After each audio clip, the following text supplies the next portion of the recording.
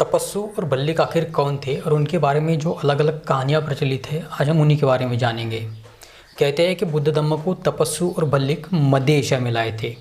दोनों व्यापारियों ने तथागत बुद्ध को बुद्धत्व प्राप्ति के बाद भोजन की पेशकश की थी। तथागत बुद्ध के पहले शिष्य उपासक तपस्सु और भल्लिक बन गए थे।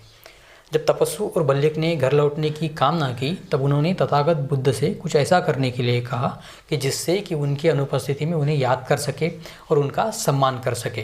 तथागत बुद्ध ने उन्हें अवशेष के रूप में अपने 8 बाल दिए। उन्होंने अवशेषों के लिए सुनहरे ताबूत बनाए और उन्हें अपने शहर बल्क ले गए, जहाँ उन्होंने शहर के द्वार के पास एक स्तूप में उन्हें स्थापित किया। ह्वेन सांग ने अपनी यात्रा के वक्त देखा कि बल्क में तथागत का पहला बौद्ध स्तूप बनाया गया था और तथागत बुद्ध ने पहली बार तपस्सु और भल्लिक को निर्देश दिया था कि कैसे स्तूप का निर्माण किया जाए। श्रीलंका की परंपरा में जो बताया गया है वह यह है कि 2 व्यापारी भाई तपस्सु और भल्लिक जो इस क्षेत्र में विभिन्न भागों की यात्रा करते हैं, तथागत बुद्ध से बुद्धत्व प्राप्ति के ठीक बाद मिले थे। उन्होंने तथागत बुद्ध को पहली भिक्षा दी।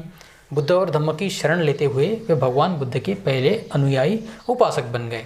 बुद्ध की वंदना करने के लिए कुछ अवशेषों का अनुरोध उन्होंने किया, तो तथागत बुद्ध ने उन्हें अपने बालों में से 8 बाल दिए।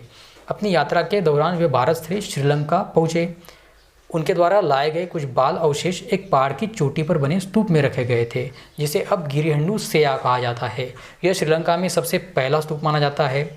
वही बर्मा म्यांमार की परंपरा के अनुसार तपस्सु और भल्लिक वर्तमान में अफगानिस्तान के बल्क शहर के 2 व्यापारी भाइयों ने अपने जीवन काल में तथागत बुद्ध से मुलाकात की थी और तथागत बुद्ध के 8 बाल प्राप्त किए थे। भाइयों ने म्यांमार की यात्रा की और स्थानिक शासक राजा ओकालबा की मदद से सिंगुटारा हिल पर, जहां तथागत बुद्ध से पहले के अन्य बुद्धों के अवशेषों को रखा गया था, वहां तथागत बुद्ध के बालों का कुछ भाग रखा। इसे अब श्वेडागुन पैगोडा कहा जाता है। उत्कल यानी कि उड़ीसा को उन दिनों उक्कल कहते थे। वहाँ के कुछ लोग इरावती नदी के मुहाने पर जा बसे। अत्यंत रमणीय होने के कारण उसका नाम रमण्य देश रखा गया, जहाँ आज रंगून नगर है। वहाँ उन्होंने उक्कल देश की याद में उक्कल नाम का एक नगर बसाया। आज भी रंगून नगर के समीप उक्कलापा नामक एक उपनगर बसा हुआ है।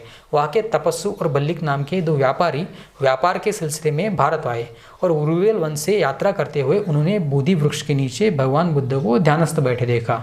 भगवान बुद्ध को बुद्धत्व प्राप्त किए हुए 7 सप्ताह बीत चुके थे। व्यापारियों ने अत्यंत श्रद्धापूर्वक अपने साथ लाए हुए भात और मधु से बने पदार्थ भगवान बुद्ध को अर्पित किए। यह सम्यक संबुद्ध का पहला भोजन था, ऐसा कुछ कहानियों में कहा गया है। इस घटना के स्मृति स्वरूप उन्होंने भगवान बुद्ध से कुछ भेंट चाही। कहते हैं कि सिर के 8 बाल बुद्ध ने उन्हें दिए। वे दोनों उन 8 बालों को लेकर खुशी खुशी स्वदेश लौट चले। अपने लौटने की अग्रिम सूचना उन्होंने स्वदेश भिजवा दी। महाराज उक्कलपति और उक्कल के नागरिकों ने उन केश धातुओं का सम्मानपूर्वक स्वागत किया।